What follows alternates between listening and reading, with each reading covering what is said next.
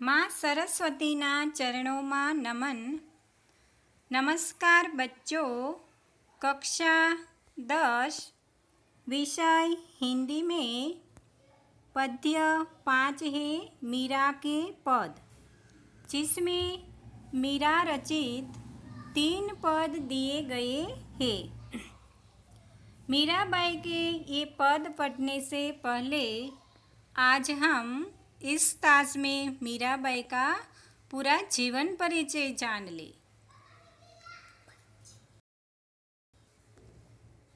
कृष्ण भक्त और श्रद्धा से भरी रचना के लिए आज भी मीराबाई का नाम बड़े आदर से लिया जाता है।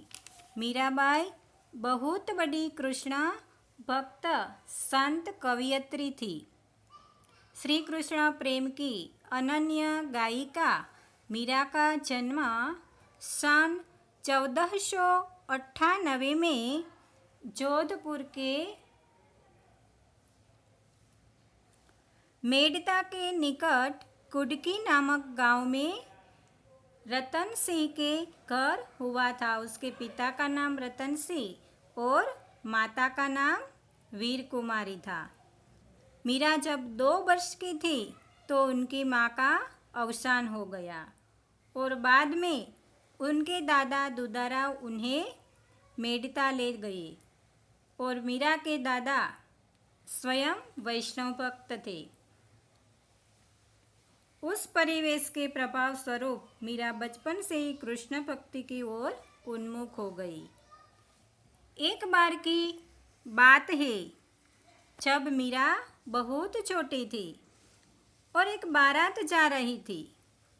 मीरा ने उसे देखा कि घोड़े पर बैठे दूल्हे को देखकर उसकी माँ से पूछा कि माँ ये कौन है। तब उनकी माँ ने कहा कि बेटी ये दूल्हा है। मीरा ने कहा माँ मेरा दूल्हा कहाँ है। तब उसकी माँ ने उसी समय मीरा को समझाने के लिए भगवान श्री कृष्ण की मूर्ति मीरा के हाथ में दे दी और कहा ये तुम्हारा दूल्हा है। बस तब से मीराबाई जी के दिल में ये बात बैठ गई कि मेरे पति सिर्फ श्री कृष्ण है। अब मीराबाई दिन रात कृष्ण की मूर्ति को देखती रहती और कृष्ण की मूर्ति के साथ रहती, उसी के साथ खाती, उन्हीं से खेलती और उनसे ही बातें करती। जब ये 2 वर्ष की थी तो उसकी माँ का अवसान हो गया और उनके दादा के साथ रहने लगी। दादा स्वयं वैष्णव भक्त थे, इसलिए उस परिवेश के प्रभाव स्वरूप मीरा भी बचपन से ही कृष्ण भक्ति की ओर उन्मुख हो गई। इनका विवाह उदयपुर के महाराणा सांगा के ज्येष्ठ पुत्र कुंवर भोजराज के साथ हुआ था।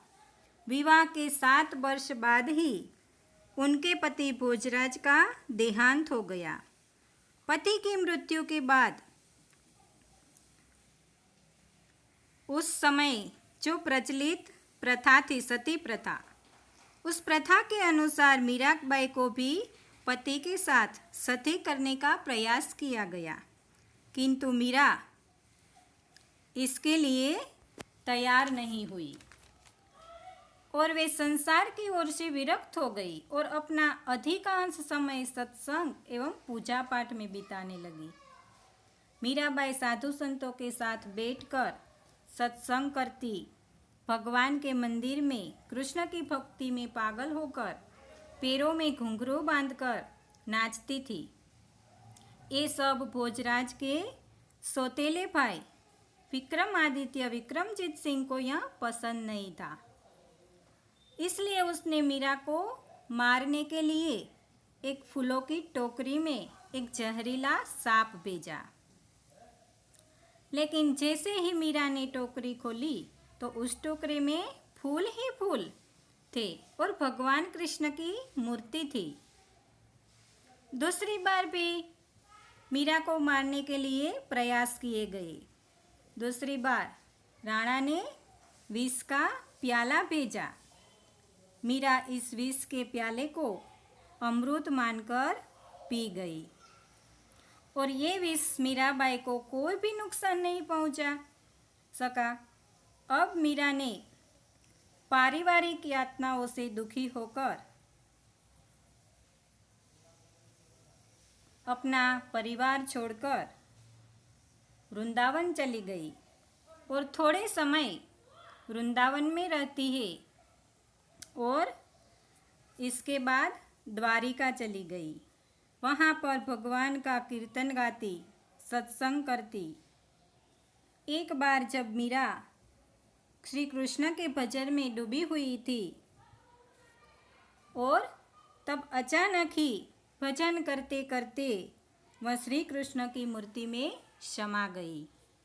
तो इस तरह माना जाता है कि मीरा की मृत्यु सन 1563 में हुई।